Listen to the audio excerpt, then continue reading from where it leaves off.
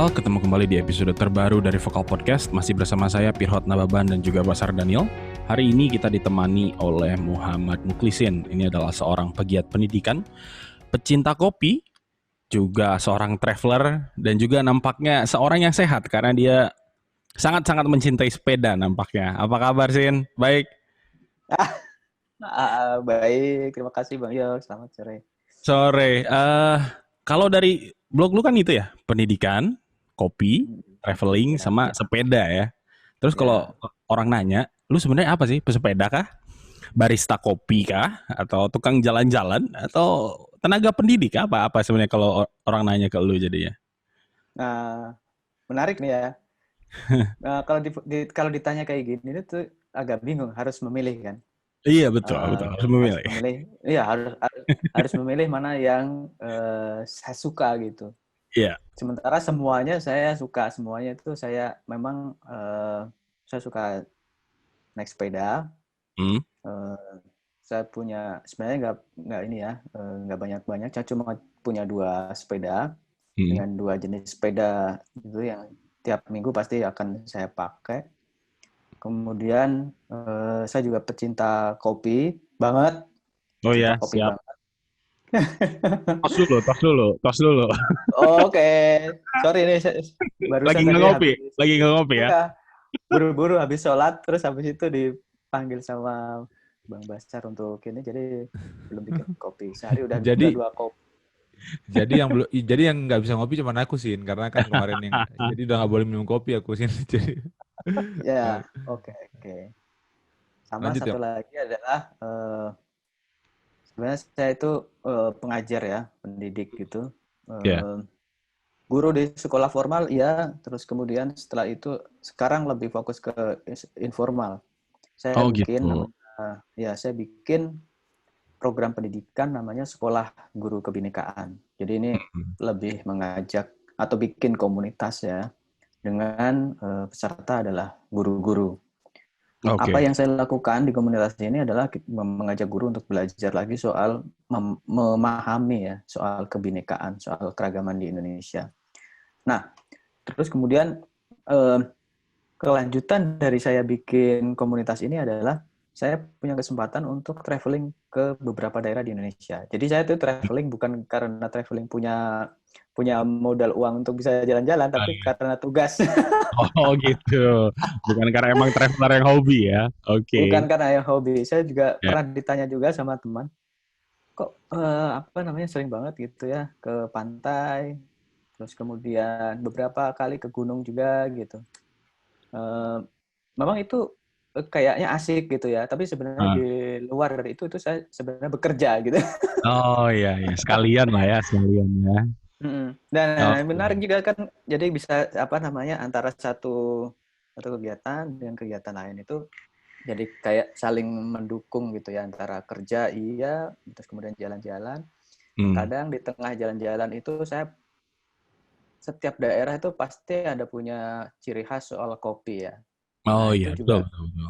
Nyambung juga. Jadi misalnya beberapa waktu yang lalu ke Siantar gitu ya. Di Siantar itu ada kopi enak banget. Ada kedai kopi Koktong. Oh iya, aku udah pernah. Itu legendaris. Legendaris. Udah pernah nggak Yok lu? Gue udah pernah. Anak Siantar nih gua. Oh, lu anak Siantar ya? Oke. Bokapan dari sono. Oke. Oh iya. Siap. Oke. Gitu. Ya, jadi kalau ditanya, berarti lu sebagian besar waktu di ngajar ya? Ya. Karena pendidikan lu, kalau nggak salah, sarjana pendidikan, betul ya? Betul. Sarjana pendidikan dari mana? Dari UIN Bang, Universitas Islam Negeri Syarif Hidayatullah, Jakarta. Ya. Oke. Itu waktu itu pendidikannya apa, Sin?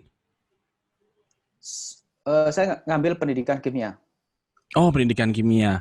Itu nyasarnya jauh amat dari kimia jadi ngajar ke yang sifatnya umum banget. tapi sebelum ke sana,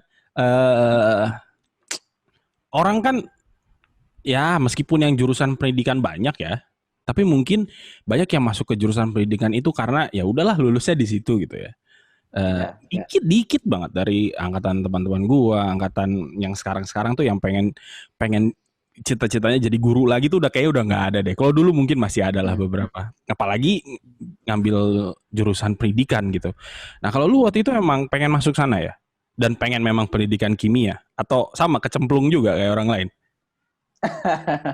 Ya, sebenarnya saya tuh memang pilihan saya di pendidikan. Oke.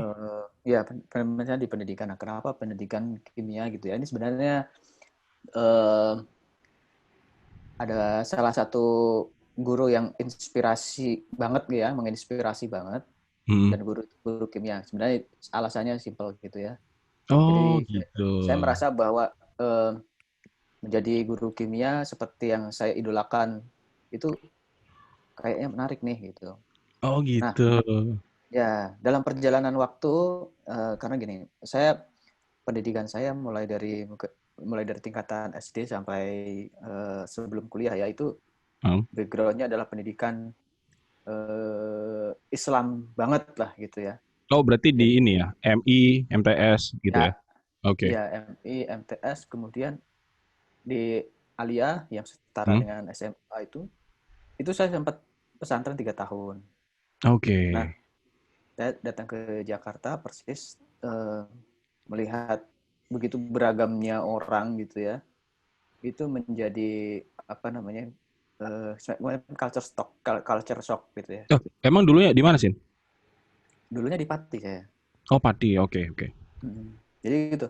Eh, apa namanya latar belakang pendidikan yang homogen seperti itu ya, di Hmm. mana semuanya Muslim, gurunya, siswanya, sampai lingkungannya semuanya Muslim dan pelajarannya juga hanya belajar soal nilai keislaman gitu ya. Itu membuat Hmm. saya menjadi eh, apa namanya?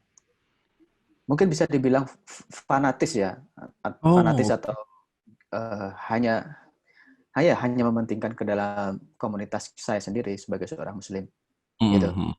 Nah, eh, saya mengalami apa istilahnya itu kalau orang adalah titik balik gitu ya, Hmm. titik balik di mana saya pernah mengalami menjadi orang yang intoleran, Hmm. orang yang dulunya itu saya memang sebelum apa namanya sebelum titik balik ini saya adalah orang yang sangat terbiasa untuk menyalahkan orang yang berbeda, Oh kelompok yang oke. berbeda, agama yang berbeda gitu. Ya ya. Ya penyebabnya ya itu tadi hanya belajar pada satu latar belakang tertentu saja. Um, terus terang ya kalau dibilang enak nggak enak sebenarnya menjadi orang intoleran itu gitu. Jadi ya hanya kumpul sama teman-teman yang apa namanya latar belakangnya sama, terus kemudian belajarnya juga itu aja gitu ya. Nah eh, jadi semester 1 atau semester 2 itu kira-kira 1 tahun ya gitu di Jakarta itu takut banget untuk bergaul dengan teman-teman yang berbeda. Jadi Hmm. belum berani untuk keluar lah ya dari itu. Kemudian Hmm. semester 3 tahun kedua eh, sudah mulai apa namanya sebenarnya agak terpaksa gitu ya. Ini gue nggak bisa nih kalau misalnya gue harus menutup diri terus dan sementara lingkungan gue Ya. adalah lingkungan ibu kota gitu ya yang banyak orang yang beragam gitu. Nah dalam dalam satu sisi punya dorongan untuk gue harus bisa bergaul, bisa berkomunikasi, bisa kerjasama dengan orang-orang yang berbeda itu, tapi masih dalam tahap kecurigaan itu masih ada gitu. Oh oke oke. Gitu. Uh, dari dalam tahap memang sedikit demi sedikit ya kecurigaan itu masih ada, apa namanya kekhawatiran tuh ya ketakutan itu masih ada. Hmm. Nah titik baliknya itu adalah ketika saya ketemu sama teman-teman komunitas yang berbeda. Waktu itu ada Bang Basar juga ya. Kita namanya ada kayak semacam live in untuk anak-anak muda lintas agama gitu. Itu membuat saya menjadi menemukan kesadaran baru dalam hidup saya bahwa ternyata perbedaan itu tidak untuk kita takutkan gitu. Mhm, mhm. Jadi selama ini saya itu menyimpan perasaan takut untuk bertemu sama teman-teman yang berbeda itu. Dan itu ketakutan itu yang selama ini menguasai diri saya selama mungkin hampir berapa tahun itu ya, kira-kira 20 tahunan lah ya umur saya waktu itu. Jadi selama 20 tahun saya memang terkungkung di dalam paradigma intoleransi itu, paradigma di mana merasa diri saya paling benar, merasa bahwa saya berjuang itu di jalan saya dan saya nanti akan paling benar sendiri, kira-kira gitu. Oke. Itu sebenarnya sifat itu ya, sifat yang lu punya sebelum akhirnya ada titik balik. Itu sebenarnya penyebab utamanya apa sih? Apakah karena memang itu yang diajarkan di sekolah, atau karena faktor lingkungan aja dan akhirnya terbentuk dengan sendirinya, atau karena teman-teman yang mungkin dapat info dari sekelilingnya terus lu dapat, akhirnya terbangunlah itu dengan sendirinya, atau gimana ceritanya tuh? Oh iya, menurut saya sendiri ini sangat kompleks sebenarnya ya, sangat kompleks, dan apa yang disampaikan Bang Iok tadi memang itu punya pengaruh. Oke. Yang pertama itu adalah menurut saya yang pertama adalah orang tua dan lingkungan itu punya peran yang sangat penting. Terus kemudian yang kedua itu adalah pendidikan. Jadi kalau orang tua kita dan lingkungan terdekat kita gitu ya, misalnya adalah tetangga rumah, di mana setiap hari kita kumpul adalah homogen, maka perspektif yang tertanam di dalam otak kita adalah paradigma homogen itu gitu. Jadi itu. Kemudian yang kedua adalah pendidikan. Apa yang diajarkan oleh guru, setiap hari kita ketemu sama guru di sekolah mengajarkan misalnya ini salah, maka yang akan terbawa sama otak kita itu akan mengangkat tangan seperti itu terus menerus. Terus jadi kombinasi seperti itu yang membuat saya merasa diri saya sendiri itu ternyata selama ini saya mendapatkan asupan ilmu pengetahuan itu menjadi tidak kritis gitu, karena berulang terus menerus dan menganggap bahwa itu saya kebenaran mutlak lah gitu, kira-kira gitu. Tapi gue penasaran deh, emang kalau di madrasah ibtidaiyah, madrasah sanawiyah, sama madrasah aliyah, itu fokus belajarnya memang hanya belajar agama aja ya? Apakah pelajaran-pelajaran lainnya itu dipelajari juga nggak sih? Sebenarnya dipelajari juga. Ada di luar dari itu ya, yang nggak hanya soal agama sih. Ada juga belajar soal pelajaran-pelajaran yang lainnya. Beberapa pesantren itu bahkan ada kegiatan-kegiatan yang mempelajari soal ekonomi, soal budaya, sejarah gitu ya. Dan nggak semuanya basisnya adalah agama. Gitu. Menariknya sebenarnya pesantren saya itu bukan pesantren yang bisa dibilang bukan pesantren intoleran, karena pesantren NU, basis pesantren NU itu menekankan keragaman. Cuma pada waktu itu ya saya suka baca buku, dan karena ketiadaan buku yang saya baca gitu ya, jadi waktu itu entah saya dapat dari mana baca buku di pesantren itu, tiba-tiba di pesantren saya itu kayak ada gini yang kasih buku gitu ya dari luar. Terus kemudian buku-buku itu adalah buku-buku terbitan salah satu organisasi yang dilarang saat ini nih, ya gitu, yang dilarang saat ini. Dan buku itu adalah buku yang sangat membuat seseorang kalau baca itu, terutama anak-anak muda itu langsung terbakar ya. Langsung terbakar gitu. Oke. Jadi saya saking terbakarnya pada waktu itu tuh saya membuat kayak semacam tulisan penelitian gitu ya, tulisan untuk tugas akhir di waktu itu tugas bahasa Indonesia adalah itu soal sebut saja sistem khilafah. Gitu. Oh ya. Jadi saya masih ingat betul bahwa saya waktu itu menulis bagaimana sebagai seorang Islam memperjuangkan sistem khilafah, dan waktu itu saya perjuangkan tulisan ilmiah itu ke depan guru-guru dan teman-teman saya waktu itu di pesantren. Nah, menariknya waktu itu adalah saya mengupasnya itu dengan cara ilmiah gitu. Jadi saya cari rujukan-rujukannya, dan memang herannya saya itu juga sampai sekarang adalah kenapa waktu itu buku-buku itu bisa masuk ke pesantren saya, yang pesantren saya itu basisnya adalah basis NU, yang harusnya nggak ada buku-buku itu. Iya. Saya khawatir juga ini terjadi di beberapa pesantren yang memang gitu ya, memang ada kesengajaan untuk memasukkan buku-buku itu ke beberapa pesantren. Saya sampai sekarang masih belum tahu juga motif buku-buku itu bisa masuk. Nah, saya terus terang meskipun itu hanya buku-buku gitu ya, tapi itu benar-benar dapat menjiwai dan dapat mengubah perspektif saya yang pada waktu itu bisa dibilang adalah semangat belajarnya itu cukup tinggi gitu ya. Gitu, Bang. Jadi Oke. menurut saya pada dasarnya adalah sebenarnya kita itu sebagai manusia terlahir menjadi orang baik.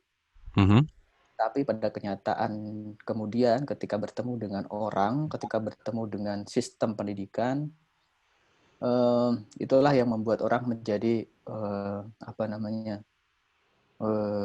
mempunyai pemahaman yang salah, gitu ya. Sehingga orang itu menjadi, saya nggak mau bilang bahwa orang itu tidak baik ya, tetapi dia mempunyai paradigma yang keliru dari pengalaman atau dari pendidikan itu. Maka kemudian saya terjun ke dalam bidang pendidikan untuk mengajak kepada paling nggak orang-orang yang seperti saya dulu ya, yang punya perspektif salah gitu, untuk sadar bahwa kita itu harusnya bekerja sama, bukan saling menjauhi untuk saling berkompetisi gitu. Terus akhirnya setelah waktu itu lulus dari UIN, itu sempat menjadi guru di sekolah formal ya? Waktu itu ngajar di mana sih? SD, SMP atau SMA? SMA, bukan, MAN ya, Madrasah Aliyah Negeri ya. Negeri. Ya, Madrasah Aliyah Negeri. Dan itu ngajarnya kimia juga ya? Ya, dan itu kimia juga. Nah, itu pengalamannya juga unik juga, meskipun di sekolah itu saya mengajar kimia gitu ya. Jadi guru sains itu dianggap sebagai guru yang cool, yang cerdas. Sehingga anak-anak murid itu kalau kita ajak untuk diskusi gitu mereka senang gitu. Nah, kadang diskusinya itu adalah diskusi agama. Jadi mungkin teman-teman pernah mendengar istilah rohis gitu ya. Rohis itu meskipun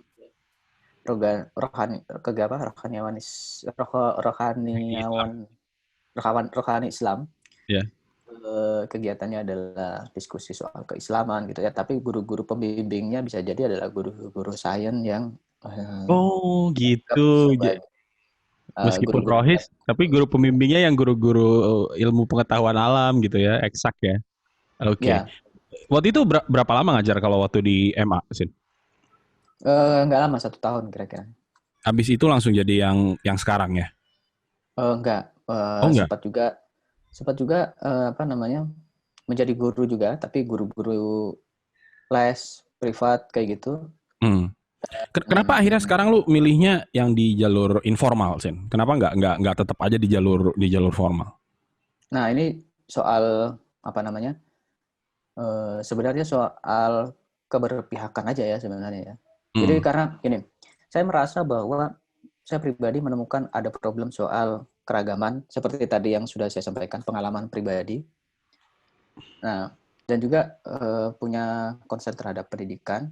Saya merasa bahwa perlu nih teman-teman, atau saya sendiri gitu ya, perlu untuk mengajak orang-orang yang punya pemahaman sama gitu ya, mempunyai paradigma yang sebelumnya intoleran, terus kemudian gagap dengan keragaman, gagap dengan wah ini dia komunitas beda nih, dia etis beda nih sama gue, dia misalnya agamanya beda nih.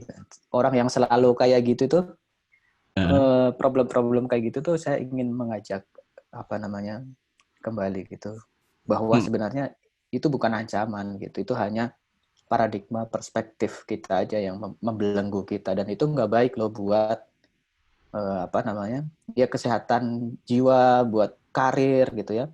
Kita nggak tahu nanti di masa depan kita akan berkarir dengan orang yang sama sekali tidak pernah kita bayangkan sebelumnya gitu. Misalnya orang dari negara manapun, dari Amerika, atau jangan-jangan bekerja sama orang yang dia agamanya sama sekali tidak pernah kita bayangkan sebelumnya gitu. Jadi lu di bagian ini udah berapa lama sih? Untuk di jalur ini tuh udah berapa lama sih? Ada 10 tahun? Ada, lebih. Oh, udah lebih ya? Oke. Ya, saya semenjak kuliah. Salah satu artikel yang gue baca di blog lu ya, yang waktu itu ada kasus yang bawa anjing ke dalam masjid kan. Di situ kayaknya lu mengungkapkan kelelahan lu lah, capek gitu kayaknya. itu sering kali terjadi nggak sih di jalur ini yang lu pilih gitu ya, untuk menghilangkan intoleransi itu?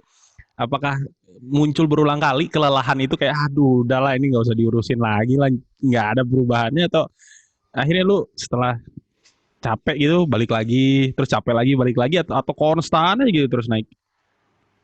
Oh enggak, memang ini perjuangan yang menurut saya memang sangat melelahkan sekali ya. Artinya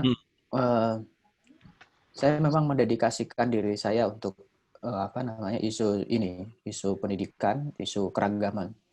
Dari bahkan ya itu tadi, sejak saya menemukan titik balik itu saya merasakan bahwa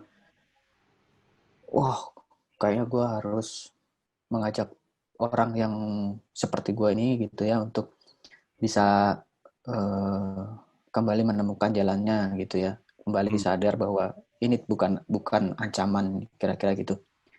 Nah jadi saya menemukan juga titik di mana selama ini apa yang sudah saya kerjakan dan teman-teman lain kerjakan ini tidak ada gunanya juga gitu ya. Dan itu sangat terlihat ketika mungkin beberapa tahun ini ya isu pilkada DKI kayak gitu ya, itu membuat kayaknya gagal nih gerakan kita nih gitu. Untuk membangun Indonesia yang lebih beragam nih kayaknya gagal nih gitu.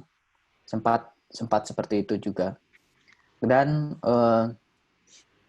tapi saya dan teman-teman sih sebenarnya juga menyadari juga bahwa mengubah paradigma seseorang itu memang tidak mudah gitu. Jadi bukan seperti kalau dalam bahasa pendidikan itu kesadaran itu tidak seperti pengetahuan. Kalau pengetahuan kita bisa dapat, kita bisa baca dari buku. Pengetahuan bahwa Indonesia itu beragam itu sangat mudah. Misalnya mata pelajaran PPKN misalnya sudah dijelaskan bahwa Indonesia itu berdasarkan Pancasila, beragam suku, beragam agama, budaya gitu. Tapi itu pengetahuan hanya untuk diketahui gitu ya. Kemudian nanti diuji, dites, ya semua orang bisa menjawab bahwa Indonesia adalah beragam gitu. Tapi apakah pengetahuan itu bisa menjadi kesadaran yang setiap hari kita sadari, yang setiap hari kita lakukan? Belum tentu. Ya itu belum tentu. Nah, kami sadar bahwa membangun kesadaran, apalagi kesadaran kolektif sebuah masyarakat gitu yang nggak cuma satu atau dua orang, itu memang susah.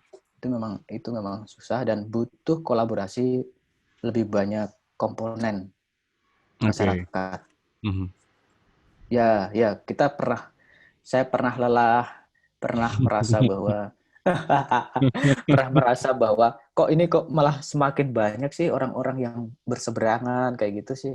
Ya, betul. normal kayaknya sih, itu normal lah. Tapi gue perhatiin ya Sin ya, itu kayaknya masalah polarisasi antara dua kubu itu bukan satu hal yang hanya terjadi di Indonesia ya. Di beberapa negara lain bahkan yang mungkin kita anggap demokrasinya sudah maju kan juga sama ya. Ada polarisasi dua kelompok yang akhirnya memeruncing konflik yang terjadi di masyarakat gitu. Nah kalau di Indonesia kan ini terjadi kapan ya?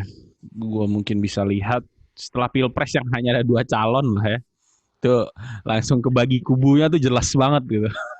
Berarti udah Hmm, mulai dari 2014 lah, itu kubu-kubuannya tuh udah jelas gitu. Jadi ya. kayaknya dua kelompok ini sangat-sangat nggak membantu sebenarnya. Hmm, hmm. Jadi tantangan tersendiri tuh.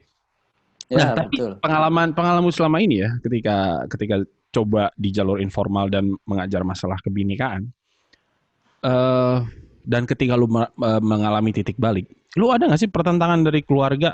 Mungkin ini asumsi gue adalah keluarga lu juga dulu situasinya sama kayak lu.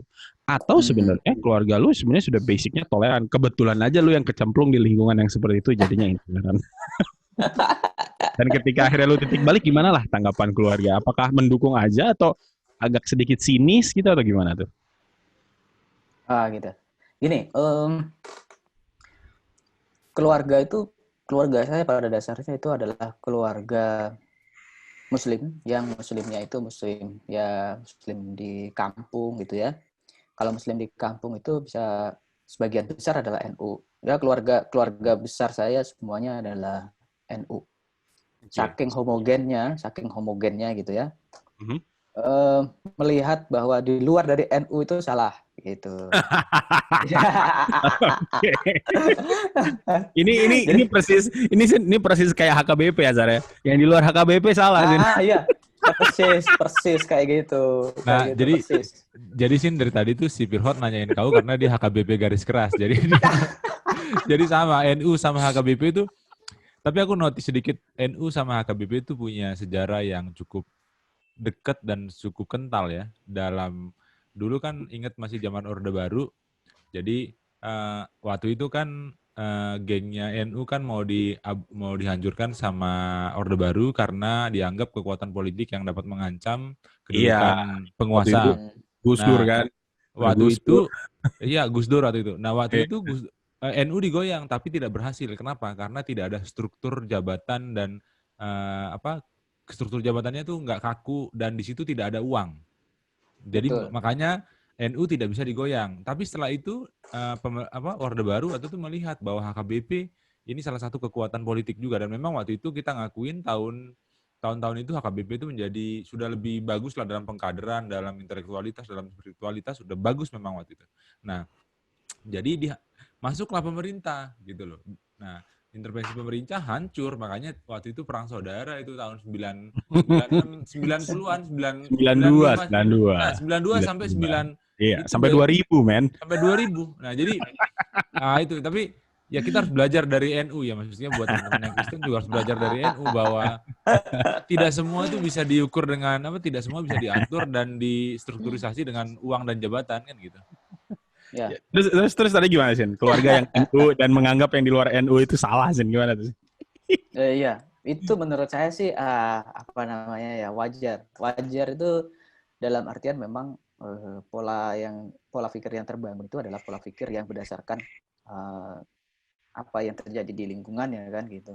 Hmm. Kalau lingkungannya homogen, maka di lingkungan itulah biasanya itu ada satu pandangan yang dianggap paling benar, di luar dari itu adalah salah gitu. Itu biasanya Ya. sangat wajar sekali terjadi di semua komunitas dimanapun saya kira ya.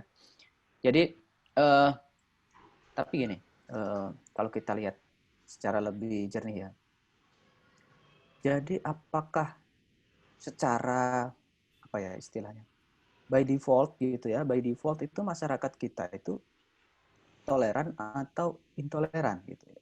Ya. Nah, ini perlu kita ini bersama.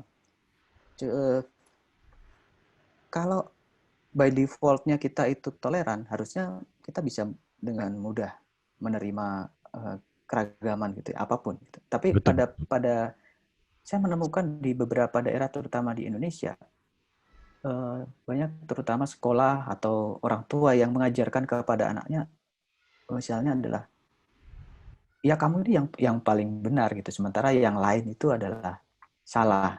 Itu Ya. sebenarnya sederhana ya, itu sebenarnya sederhana, Ya. tapi efeknya itu ke Panjang anak-anak ya. itu Ya. panjang gitu, Ya. Ya. efeknya itu panjang. Jadi saya itu sebenarnya juga seperti tadi yang saya bilang bahwa pada dasarnya setiap orang itu dilahirkan menjadi orang baik gitu ya. Hmm. Dan kadang pendidikan ini maksudnya nggak hanya sekolah ya. Pendidikan Ya. itu bisa datang dari misalnya ustadz yang berceramah atau pendeta yang berceramah gitu, itu bisa juga mempengaruhi pola pikir seseorang yang kemudian akibatnya adalah menjadikan seseorang itu macam-macam gitu. Ada yang toleran, ada yang intoleran.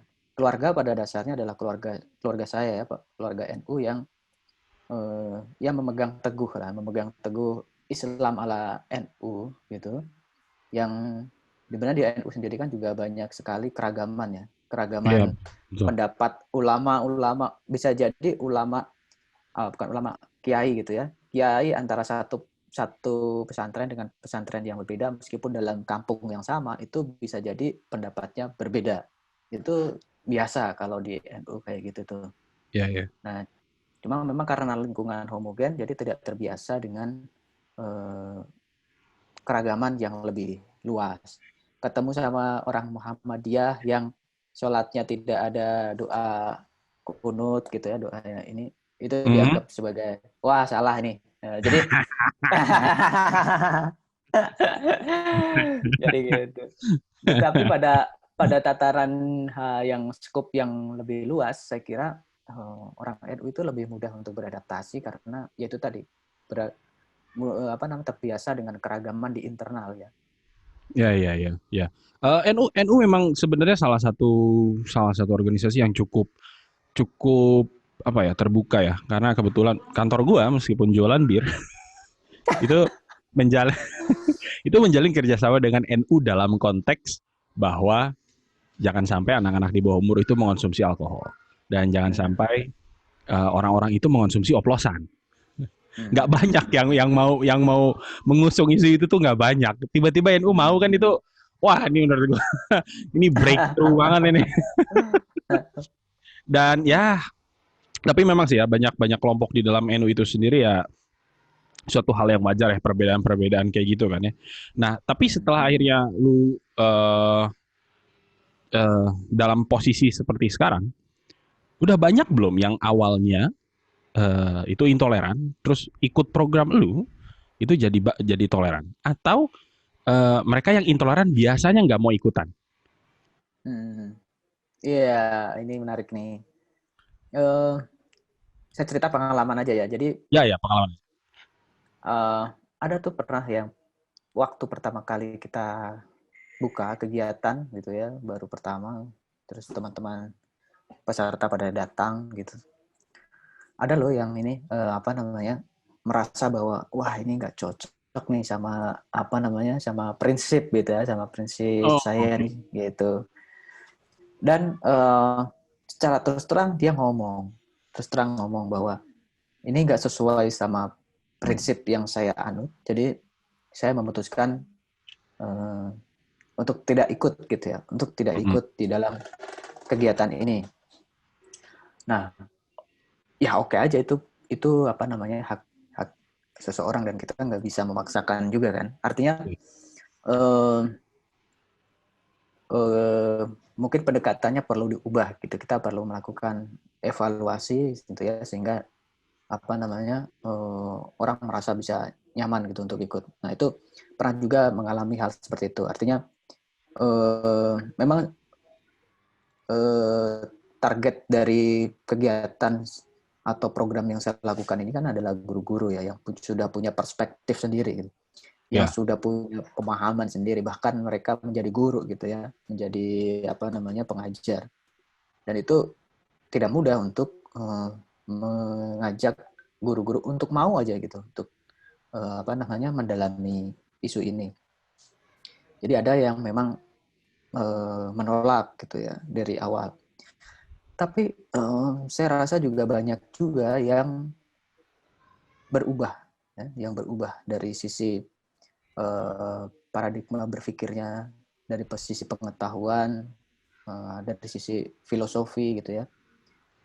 Karena kalau pendidikan tidak ada filosofi yang mendasari secara kuat gitu, akan ya kehilangan maknanya gitu. Jadi filosofi di dalam dalam pendidikan itu menjadi sangat penting, dan bisa mendasari guru itu bisa mengajar lebih sabar, sadar gitu ya, dan juga menjadi apa yang diinginkan oleh Ki Hajar Dewantara, Tutwuri Handayani, menjadi Ing Ngarso, Ing Tulodo, Ing Madya Mangunarso, Tutwuri Handayani, gitu.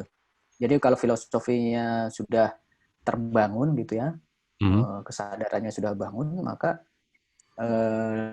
nanti mengembangkan pengetahuan atau keterampilannya menjadi lebih mudah.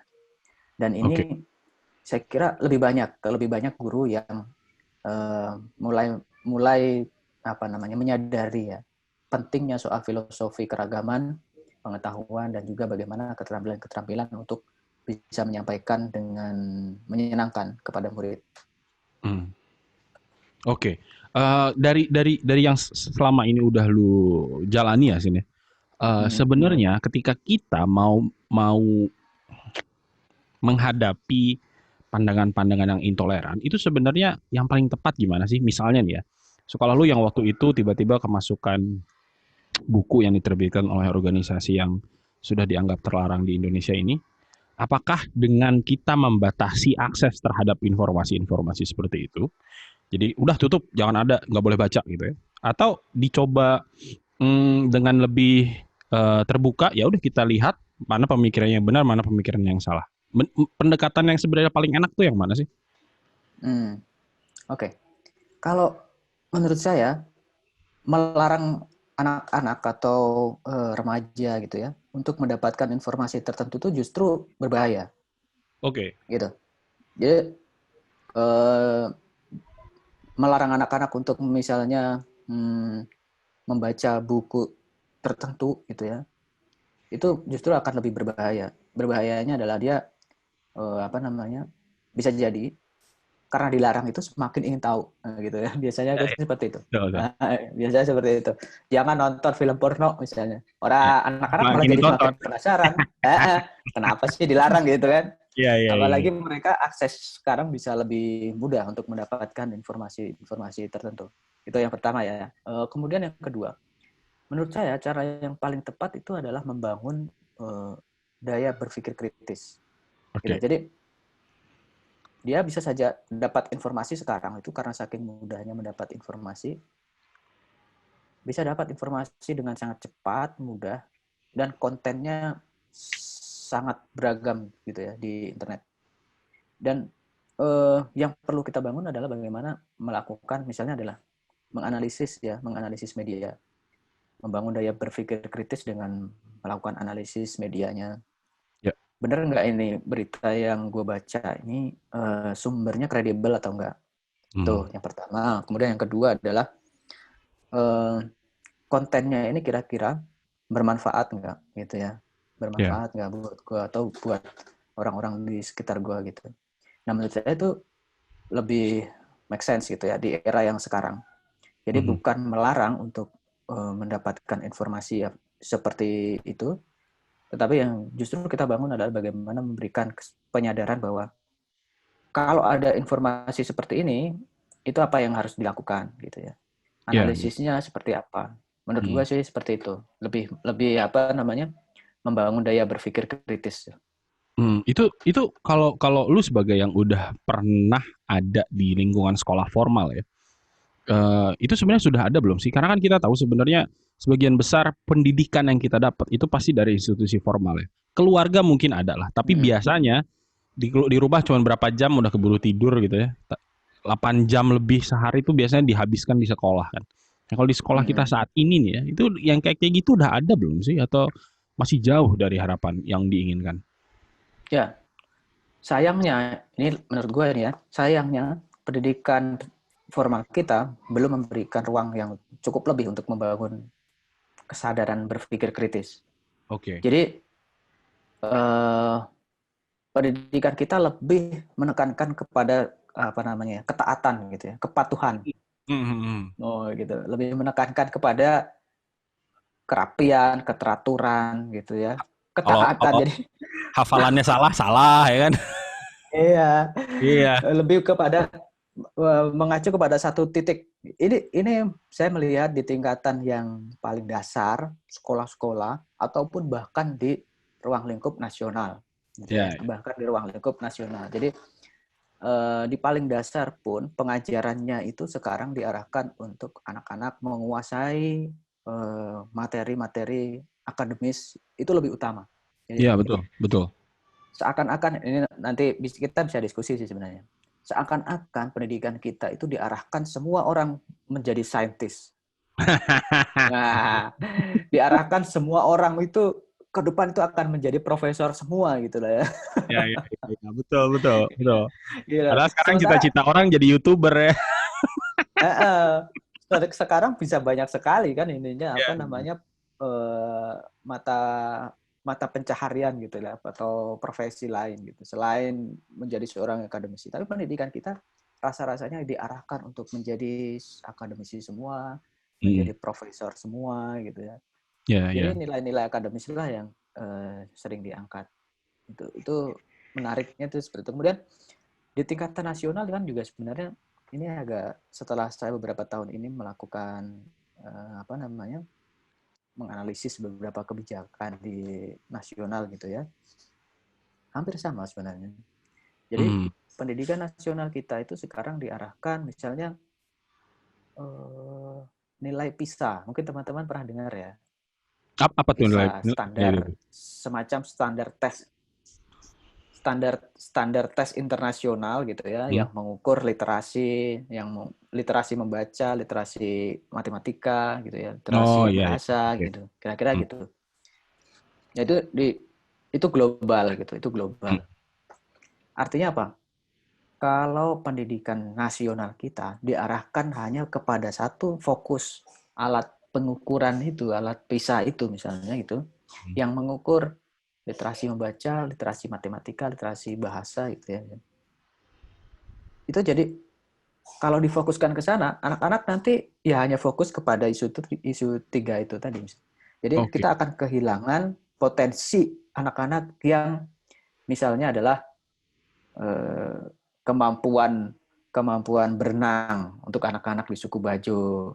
Masa mereka harus belajar matematika sehingga mereka lupa nanti bagaimana menguasai teknik berenang dengan baik gitu.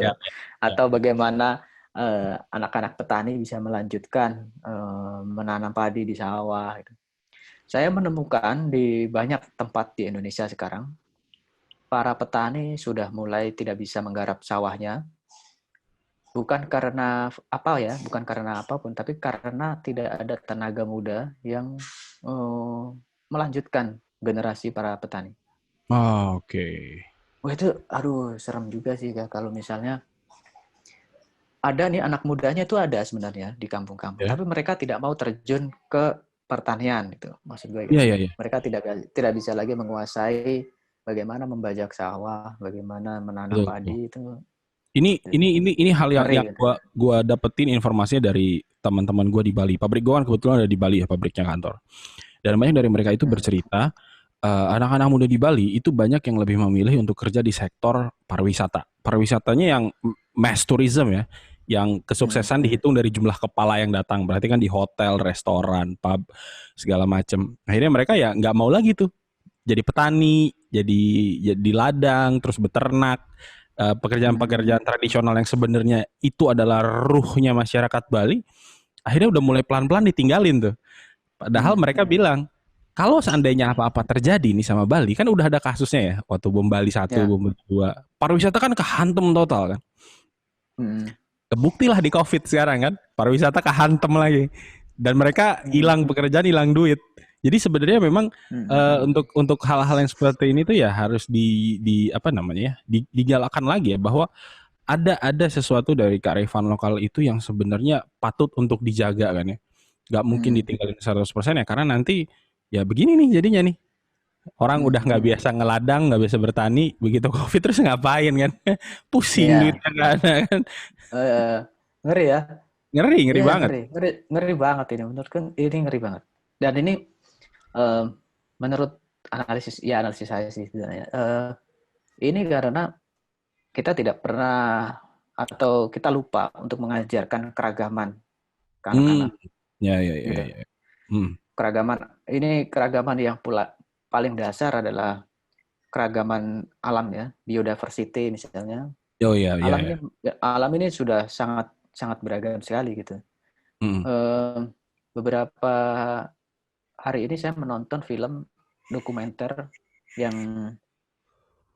baru dirilis ya sebenarnya, mungkin beberapa minggu ini. Judulnya itu adalah Diam dan Dengarkan.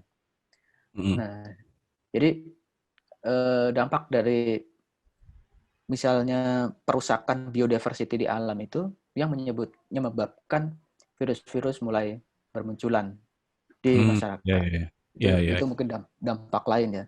Hmm. Jadi virus-virus yang harusnya mereka menetap di hutan gitu ya, yang mempunyai habitat di hutan, karena hutannya sudah tidak memungkinkan lagi buat keanekaragaman hayati ini mereka bisa tumbuh, akhirnya masuk masuk ke manusia gitu. Nah, ya, ya, ya, ya. Betul, betul, Jadi betul. menurut Jadi saya logis alam juga sih alam ya. ngelawan sendiri ya. Alam dengan mekanismenya ngelawan sendiri kan ya. Jadi sebenarnya dari Iya. tadi pembicaraan kita, Sin, kayaknya ada benang merahnya deh, bahwa kemudian situasi yang kita hadapi sekarang itu adalah, pertama, keberagaman nggak diajarkan sejak dini ya. Mungkin karena faktor lingkungan yang kebetulan homogen, akhirnya dia nggak pernah lihat lain. Dan yang kedua adalah faktor critical thinking yang kayaknya juga miss itu ada di pendidikan formal yang lebih menekankan kepada hafalan dan juga kepatuhan gitu ya dalam menjadi peserta didik. Apakah kemudian langkah yang lu ambil ini menjadi salah satu solusinya? Atau kemudian bisa tiba-tiba nih ya, lu udah capek-capek gitu di sekolah informal gitu ya, mencoba menjadi pegiat, tiba-tiba hanya dengan goresan satu pulpen dari pejabat, hancur semua yang udah lu perjuangkan itu.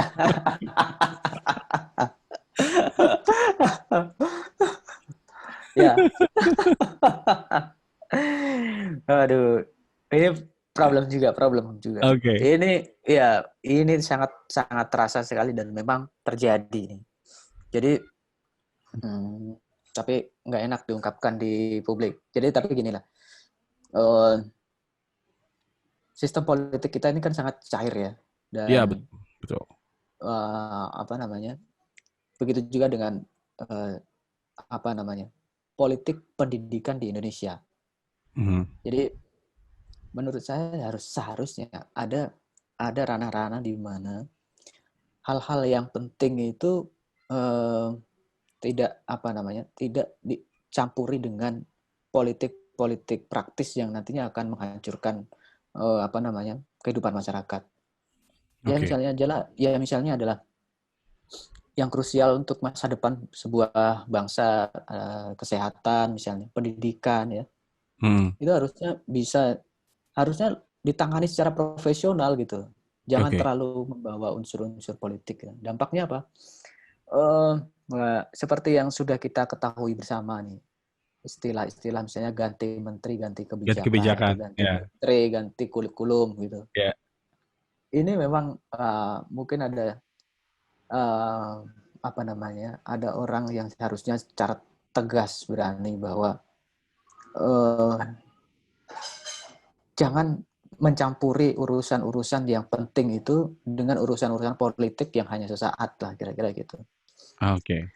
Gitu ya, harusnya ada seperti itu sehingga nanti menurut saya itu gini sebenarnya, politik itu oke aja sih, tapi politik yang berdasarkan hati nurani harusnya ada lah ya, dikedepankan untuk poin-poin yang menunjang kehidupan berbangsa kita. Kalau tidak ya maka kita akan terjebak kepada slogan-slogan berbau politis yang tidak ada ujungnya gitu. Ganti menteri, ganti kebijakan, ganti menteri, ganti kurikulum dan lain sebagainya. Dan ini memang terjadi dan real menurut saya mengalami langsung di lapangan seperti itu. Oke.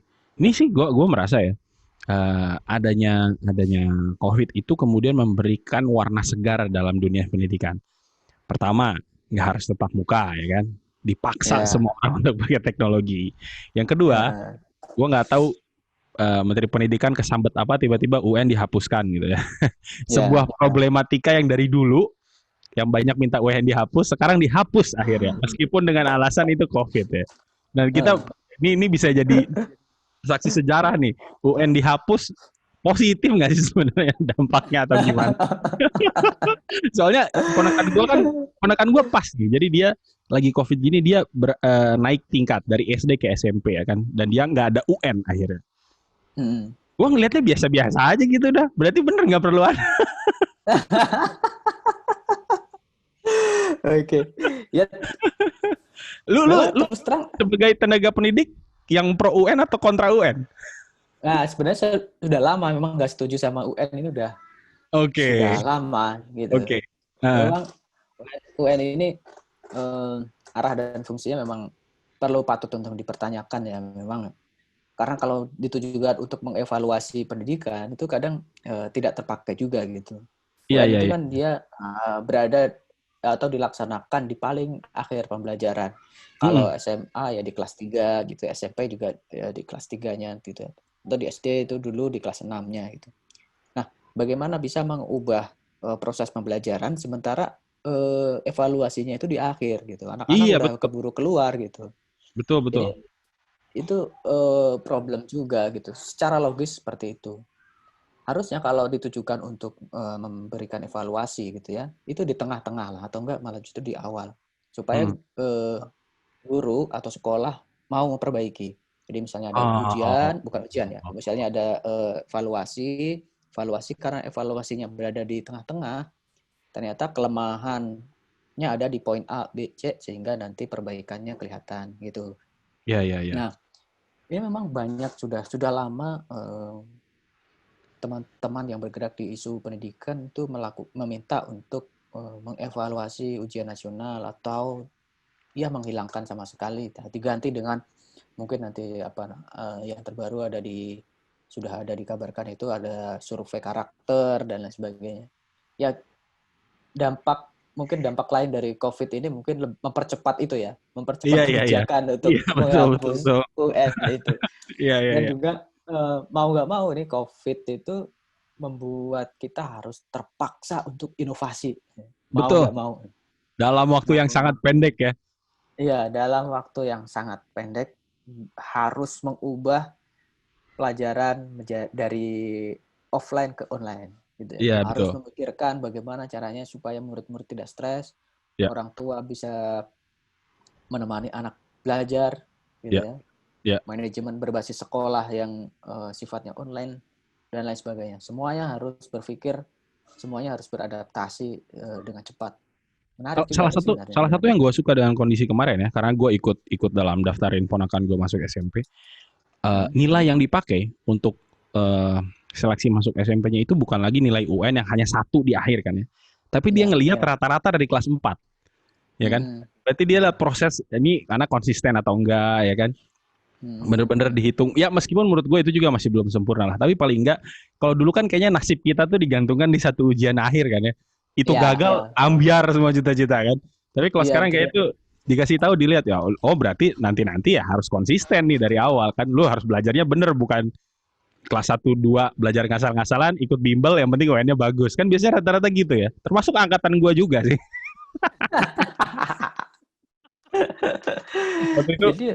Waktu itu zaman gue SD, gue yang penting Eptanas gue aja pokoknya yang paling bagus, selebihnya nggak peduli. Ya, tapi kondisi ini memang memaksa kita untuk inovasi dari segi teknologi, inovasi dari metode pengajaran, dan juga membuka ruang bagi orang tua yang menyadari anjir jadi guru itu berat ya. Banyak yang udah teriak-teriak ini, aduh. Banyak yang udah teriak-teriak.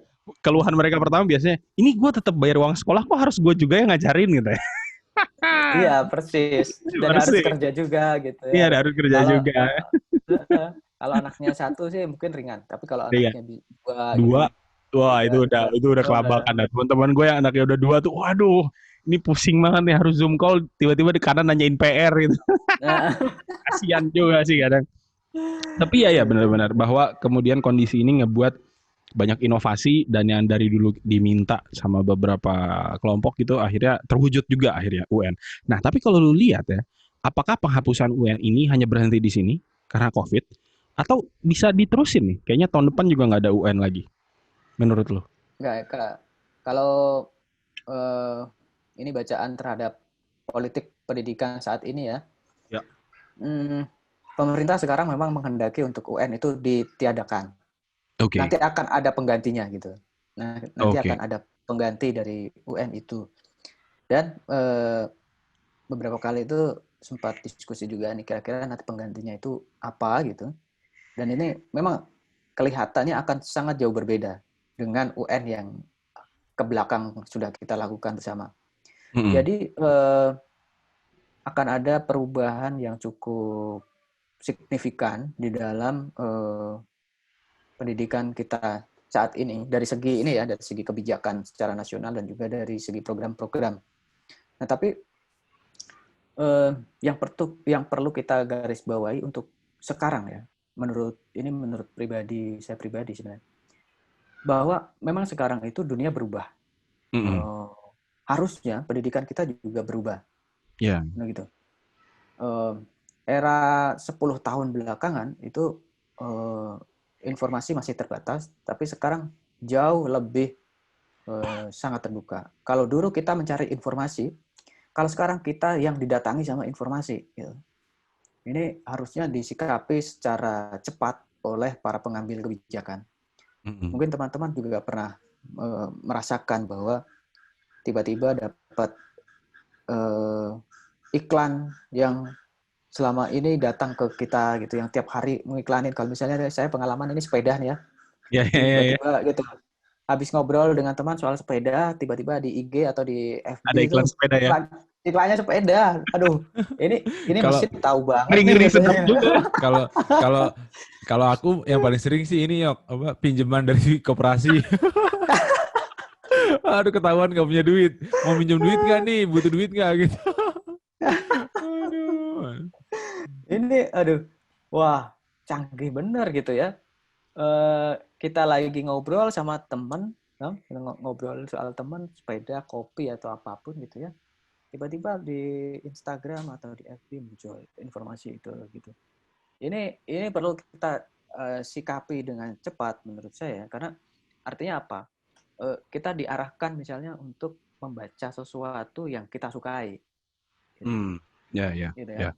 Kita diarahkan untuk jadi mesin-mesin kayak mode artificial intelligence itu kan mengarahkan kita untuk kita diasupi dengan informasi-informasi yang selama ini kita sering buka, kita sering baca. Jadi mereka itu kayaknya sepertinya menangkap gitu ya, gerak-gerik kita di dunia digital, dan kita langsung disusupi sama informasi dari mereka. Saya membayangkan ini akan sangat berbahaya. Kenapa? Karena anak-anak nanti akan disusupi dengan informasi-informasi yang hanya mereka sukai. Misalnya gitu. Iya kan? Kalau misalnya mereka jadi echo chamber ya. Ya, kalau mereka hanya suka terhadap budaya dari komunitas agama A, nah dia sama sekali nggak mengerti bagaimana komunitas agama lain ya gitu. Iya, betul. Oh gitu. Jadi meskipun sebenarnya informasi sudah sangat banyak, tapi kita diarahkan dalam satu titik informasi yang sama terus gitu. Itu menurut ya pendidikan kita harusnya menyikapi itu dengan cepat gitu. Iya. Betul. Karena echo chamber itu harus dihindari ya. Ya yang dilihat itu lagi, pendapat yang dilihat itu lagi, akhirnya ya itu aja pola pikirnya kan ya. Itu yang buat gue juga nggak mau unfollow orang-orang aneh itu, gue biarin aja di timeline Facebook gue. Kadang gue tersentil juga gitu, oh iya bener juga gitu. Nah, kalau lu bilang tadi bahwa yang jadi problem adalah critical thinking, ini kayaknya kita memang masih sangat-sangat lemah di situ ya. Salah satu contohnya, karena lu pesepeda, belakangan harga sepeda tuh naik, ya kan? Gara-gara tiba-tiba orang heboh gitu naik sepeda sekarang kan ya. Entah kenapa lah itu, gue juga bingung sebenarnya. Apa namanya, dan herannya kayak di Jakarta misalnya gue lihat ya, orang heboh naik sepeda itu bukan jadi sebenarnya alat transportasi mereka pergi ke kantor, tapi untuk nongkrong gitu kan. Malam-malam ngumpul pakai sepeda rame-rame ngalangin jalan orang gitu. Lu sebagai pesepeda ngelihat orang tertarik dengan sepeda saat ini itu bahagia atau justru kesal sebenarnya? Menarik nih, kita sekarang ngobrolin soal dunia goes. Di satu sisi senang, kenapa ya? Karena dari dulu tuh kalau pakai sepeda itu kan dalam rangka untuk ya mengurangi polusi lah ya, meskipun sedikit gitu, terus kemudian jaga kesehatan gitu. Betul. Mengurangi kemacetan dan sebagainya. Yang penting intinya sih mencoba untuk memberikan kontribusi yang lebih positif lah kepada alam dan juga kepada tubuh. Itu orang semakin banyak pakai sepeda. Nah, ini lagi-lagi memang harapannya sih mereka paham, sadar gitu ya, bukan hanya sekadar gaya hidup. Tapi melihat belakangan kemudian banyak pesepeda yang melanggar peraturan lalu lintas ya. Di IG itu banyak tuh ininya, melanggar lampu merah. Kemudian banyak lah ini ya problem-problem kemudian belakangan yang muncul akibat pesepeda yang membludak itu. Ini membuat saya kembali berpikir bahwa masyarakat kita memang lagi-lagi bukan kesadaran yang dibangun gitu ya. Bukan kesadaran hidup sehatnya, bukan kesadaran menghargai alamnya, atau bukan kesadaran transportasi yang baik dan benar gitu.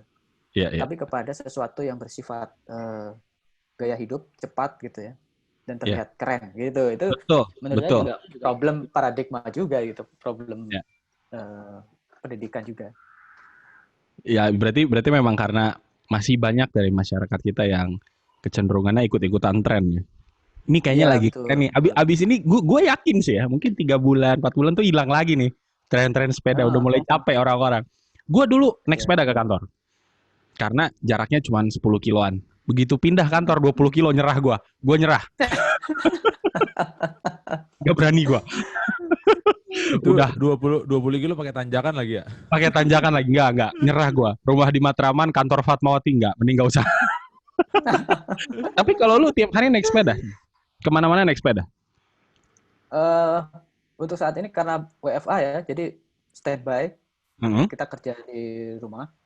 Terus ini kalau biasanya nih, kalau misalnya non COVID gitu, menggunakan transportasi umum. Jadi naik kereta, terus kemudian busway nyambung jalan kaki kayak gitu. Oh ya, jadi sepedanya pas kapan tuh? Weekend doang? Ya, sepeda weekend. Sesekali ke kantor pakai sepeda. Oh, oke. Karena dari Bogor ke Pasar Minggu. Anjir. Ya. Dari Bogor PR juga sih naik sepeda ya. Masalahnya itu, dari Bogor itu ngelewatin Depok nggak bisa slat-slip gitu kalau pakai sepeda itu. Jadi kecampur sama motor. Iya. Benar. Kalau ngapan ya gitulah pakai apa. Ada yang mau lu tanyain nggak? Polusi. Kalau sama Kelisin sih aku sebenarnya nggak mau nanya apa ya, karena aku udah tahu semua sih, sering cerita. Asik. jadi kalau kita, karena kemarin kan waktu mau undang kan temen lu ya udahlah Kelisin gitu kan. Karena buatku pribadi ya, maksudku secara ini ya, Kelisin ini orangnya pribadi yang spesial, punya ketahanan mental dan pola pikir yang cukup terbuka di tengah kondisi Indonesia yang dalam 5 tahun terakhir ini kan tanda kutip agak carut marut soal keberagaman ya.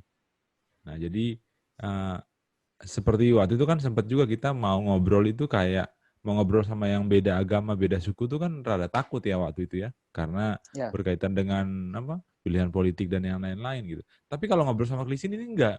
Jadi jadi transformasi dari yang tadinya homogen jadi hetero, jadi bergaul dengan yang hetero itu kan itu bukan sesuatu yang gampang kan. Dan dia berhasil melewatin itu gitu. Dan kalau di orang Kristen sendiri ya, Sin, orang Kristen itu juga banyak yang seperti yang tadi kau bilang, bahwa berpikir bahwa dia yang paling benar, dia yang paling ini, itu banyak banget. Sampai hari ini ada, Sin, mereka itu sekarang rebut-rebutan. Jadi misalnya gini, tahu nggak kenapa misalnya gereja banyak? Gereja itu banyak, kenapa? Karena mereka rebut-rebutan domba.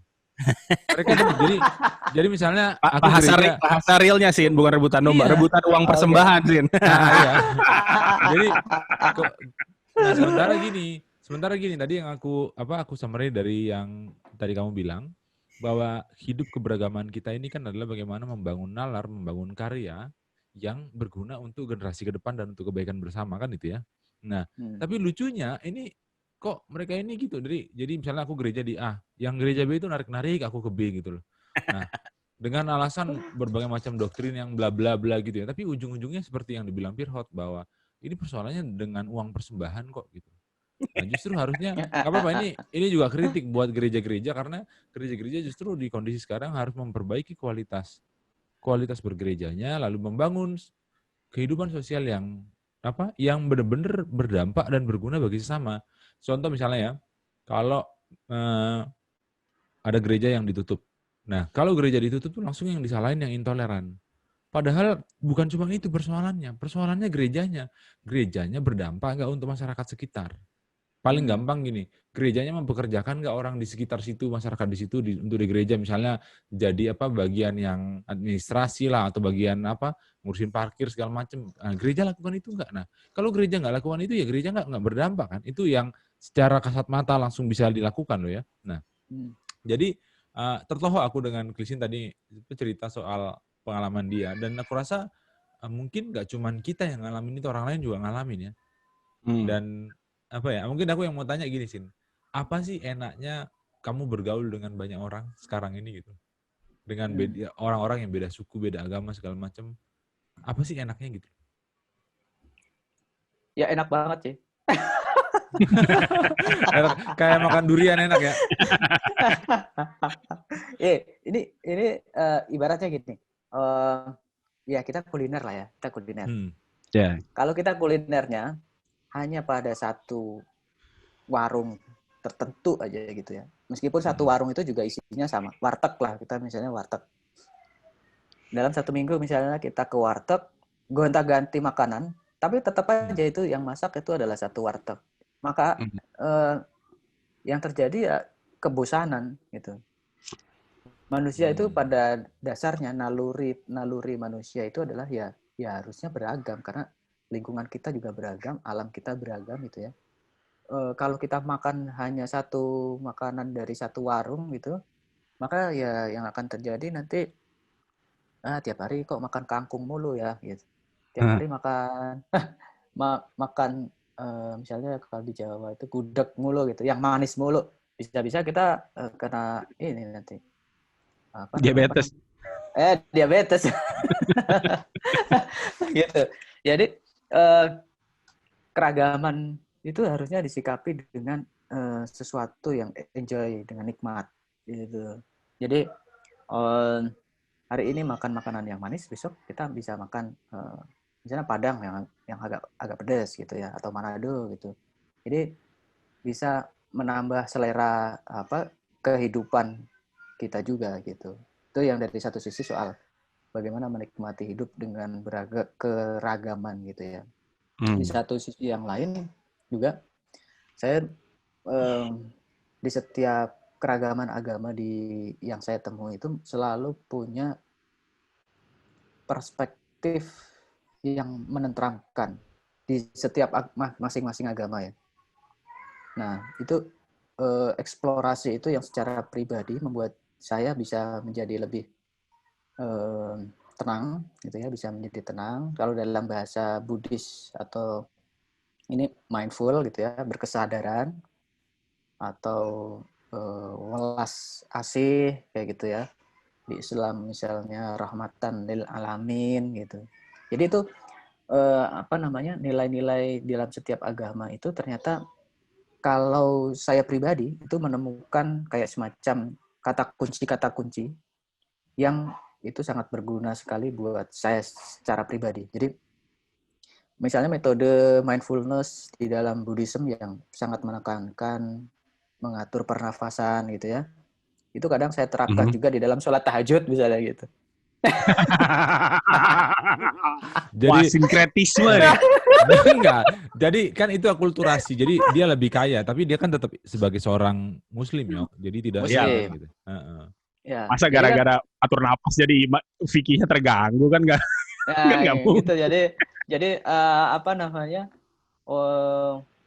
Bisa belajar banyak gitu dan bisa menekankan kepada intinya ya, bukan pada prakteknya. Kalau prakteknya bisa jadi sangat beragam dan itu menurut saya juga nggak masalah gitu. Prakteknya, misalnya gerakannya itu sebenarnya kan juga kita punya cara sendiri masing-masing gitu. Tapi ada satu nilai, mungkin teman-teman kalau di di gerakan ritual keagamaan biasa menyebut golden rule ya. Kaidah emas gitu, kaidah emas dari masing-masing agama. Nah, itu menurut saya membantu kita menyadari bahwa kita menjadi sadar sebagai seorang manusia. Nah, ini juga mungkin banyak orang yang belum tahu. Kesadaran sebagai seorang manusia, kesadaran waktu, kesadaran ruang, kita berada di mana, kita saat ini lagi ngapain, tujuan kita di sini ngapain, tujuan hidup kita apa gitu ya. Dan kesadaran kosmologis ya. Kesadaran kita berada hidup di mana? Di di bumi yang bagian dari alam semesta yang sebenarnya itu saling terkait gitu. Kadang kita tidak menyadari juga bahwa kita itu saling terkait dengan alam. COVID menyadarkan saya secara pribadi bahwa apa yang kita lakukan secara pribadi itu berdampak besar terhadap keluarga, berdampak besar terhadap masyarakat, dan berdampak besar terhadap bangsa dan negara gitu. Karena COVID ini kan jadi kalau kita bisa jaga jarak dengan baik, maka keluarga juga kita sehat, keluarga sehat, masyarakat sehat. Kalau kita tindakan kita misalnya adalah sok-sokan gitu ya, keluar rumah tidak mau cuci tangan, bisa kita kena sakit, keluarga sakit, masyarakat juga sakit. Jadi dampak terhadap lingkungan dan alam juga akan saling terkait. Kira-kira begitu, Bang. Siap. Berat ya? Berat. Tapi kadang perlu yang berat-berat ini perlu. Gak cuma badan doang yang berat jadinya. tapi ya itu Masku, apa tadi kayak Kelisin kan cerita tadi soal apa Buddha ya. Nah, jadi kita juga punya Yok nih. Waktu itu kita ikut live in gitu, kita punya teman juga yang dari Buddha. Bahkan kita itu sempat janjian mau main-main ke itu ya. Kemana sih? Ke tempatnya si Temanggung. Kita rencananya mau main ke sana, tapi belum jadi sampai sekarang. Tapi satu kali kita harus pasti ke sana ya. Gitu. Jadi persahabatan kami ini udah lama juga Yok. Bayangkan ini dari tahun 2007. Kalau nggak salah sih ya, 2007 ya? Iya, 2007. Itu 2007. Persis yang tadi saya cerita itu semester ketiga. Iya ya kan, 13 tahun Yok, bayangkan. Jadi ini persahabatannya memang dimulai dari situ, dan kita asal kalau misalnya ada isu soal apa nih, intoleransi dan yang lain-lainnya, kita kontak. Kita apa yang kita bisa lakukan, yang terbaik yang bisa kita lakukan bareng-bareng gitu. Jadi ini persahabatan yang cukup mengesankan buatku. Thank you Sin. Siap. Sebenarnya saya juga bertanya-tanya loh Bang, kenapa kita bisa bersahabat selama ini ya? Padahal kita makanya aku juga nggak tahu kenapa ya. Dari segi ekonomi kita nggak dapat keuntungan ya. Iya, nggak gitu ada untungnya dari segi fisik juga kita jarang ketemu gitu ya. Tapi persahabatan kita itu meskipun nggak pernah ketemu, itu bisa selama ini gitu, sejauh ini. Gitu. Iya. Jadi mungkin itu karena kita berbeda, justru karena kita berbeda. Oh iya, karena kita kalau kita sama tadinya kan udah males lah ngomongnya itu aja kalau sama ya sih. Iya. Tapi mungkin bacaannya juga mungkin banyak yang sama juga Yok. Jadi misalnya bacanya udah ketebak, Kelisin pasti bacanya Soekarno Yok. Buku-bukunya Yudi Latif gitu-gitu pasti. Oke. Siap, Muklisin, terima kasih sudah meluangkan waktunya di sore ini ya. Siap Bang Yok. Siap, semoga keluarga sehat-sehat selalu. Semoga tetap aman di tengah pandemi ini. Jangan lupa tetap di jalurnya supaya kita masih tetap punya teman untuk berjuang bersama-sama. Siap. Buat teman-teman Vokal, terima kasih udah pantengin episode kali ini. Minggu-minggu kemudian kita tetap masih akan datang tamu-tamu yang menarik juga seperti teman kita Muklisin. Sampai jumpa di episode berikutnya teman-teman. Terima kasih.